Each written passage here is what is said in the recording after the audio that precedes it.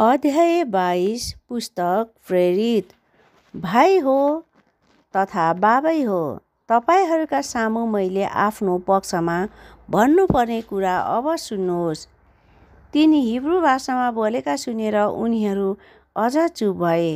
तिनले भने, म किलिकियाको सहर टार्ससमा जन्मेको एक यहुदी हुँ, तर यस सहरमा गमलिएलका चरणमा हुर्किएको हुँ। हाम्रा पुर्खाका विधि अनुसार मैले ठीक शिक्षा पाएको हुँ। आज तपाईहरू परमेश्वरतर्फ जति उत्साही हुनुहुन्छ, म पनि उत्तिकै उत्साही थिएँ। मैले यस मार्गका मानिसहरूलाई मृत्युसम्म सताएँ अनि पुरुष र स्त्री दुवैलाई बाँध्दै झ्यालखानामा हालिदिएँ। प्रधान पुजारी र जम्मै महासभाले पनि मेरो पक्षमा गवाही दिन्छन्। उनीहरूकै तर्फबाट भाइहरूका नाउँमा पुँजी पाएर म त्यहाँ भएका विश्वासीहरूलाई बाँधेर यरुसलेममा ल्याई सजाय दिलाउन दमस्कसमा गएको थिएँ। मेरो यात्रामा दमस्कसनेर आइपुग्दा प्राय मध्याह्न भएको हुँदो हो। अचानक स्वर्गबाट एउटा ठुलो ज्योति मेरो वरिपरि चम्क्यो र म जमिनमा लोटेँ। अनि मलाई यसो भनिरहेको एउटा आवाज सुने, ए साउल, ए साउल, तिमी किन मलाई सताउँदछौ? अनि मैले सोधेँ, हे प्रभु, तपाईँ को हुनुहुन्छ? अनि उहाँले मलाई भन्नुभयो, नासरतको येशू मै हुँ, जसलाई तिमी सताइरहेछौ। तब मसँग जतिजना थिए तिनीहरूले ज्योति त देखे, तर मसँग बोल्नेको शब्द भने सुनेनन्। मैले भने, हे प्रभु, अब के गरूँ? अनि प्रभुले मलाई भन्नुभयो, उठ, दमस्कसमा जाऊ र तिमीले गर्नुपर्ने तोकेका कामहरू तिमीलाई बताइनेछन्। त्यस ज्योतिको तेजले गर्दा जब मैले केही देख्न सकिनँ, तब मसँग हुनेहरूले हातले समाती डोर्याएर मलाई दमस्कसमा ल्याए। हननिया भन्ने एकजना व्यवस्थाअनुसार चल्ने भक्त मानिस, जसले त्यहाँ बस्ने सबै यहुदीहरूबाट आदर पाएका थिए, तिनी म कहाँ आए र मेरो छेउमा खडा भएर मलाई भने, भाइ साउल, दृष्टि प्राप्त गर्नुहोस्।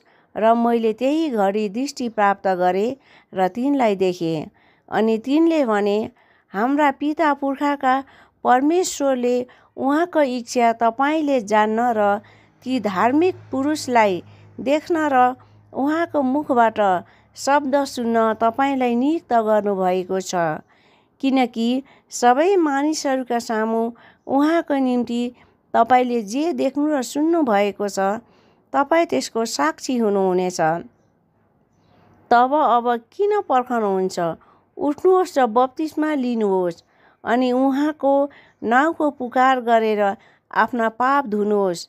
यरुसलेममा फर्केर आएपछि मन्दिरमा प्रार्थना गरिरहँदा म ध्यानमग्न भएँ।